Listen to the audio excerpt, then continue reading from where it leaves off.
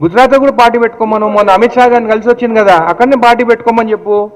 ఇప్పుడు కాంగ్రెస్ నాయకులు మేము ఎవరం నువ్వు తిరగొద్దు చేయొద్దు అని అనలేదు. మేము ఏమన్నాము, తెలంగాణ వాళ్ళ నరదిష్టి కళ్ళు మంచివి కావు, అందుకే కోనసీమల చెట్లన్నీ చచ్చిపోతున్నాయి, బహుశా దానివల్లనే వాళ్ళు తెలంగాణ కావాలనుకున్నారని చెప్పి మాట్లాడింది ఎవరు? మేము ఎప్పుడు నేను రావద్దని, నువ్వు కూడా 2007లో తిరిగినా అంటున్నావు, తిరిగినావు నువ్వు, కానీ ఎవరి కోసం తిరిగినావు? అప్పుడు ప్రజారాజ్యం పార్టీ కోసం తిరిగినాం. ప్రజారాజ్యం పార్టీ ఎవరిది? మీ అన్న చిరంజీవి గారిదే కదా.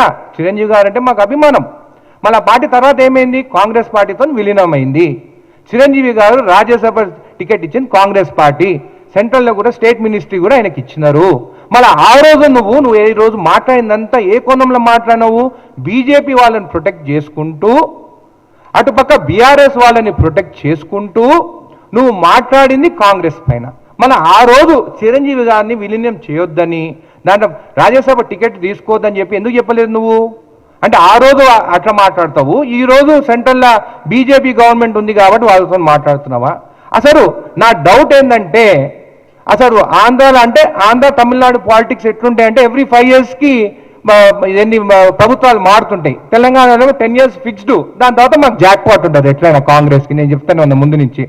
అయితే 5 years తర్వాత ఎట్లా నువ్వు పోతావు? నువ్వు ఎట్లా అక్కడ ఉండలేవు.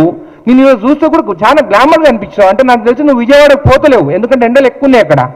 ఎండలు ఎక్కుంటే నల్లగా అవుతారు. నువ్వు నల్ల కాకుండా తెల్లగా ఉన్నావంటే నువ్వు తెలంగాణలో ఉన్నావు. నీ విజయవాడ ఇసిపెట్టుకొని, నీ ఆంధ్రాని ఇసిపెట్టుకొని ఇక్కడికి వచ్చి నేను ఇక్కడ తిరుగుతాను, అక్కడనే న్యాయం చేయలేకపోయినావు. అసలు ఈ 2 సంవత్సరాలు అయింది కదా మీరు వచ్చి, ఈ 2 సంవత్సరాలలో నువ్వు హైదరాబాద్లో ఎన్ని రోజులు ఉన్నావు? నువ్వు డిప్యూటీ సీఎం అయినాక విజయవాడలో ఎన్ని రోజులు ఉన్నావు?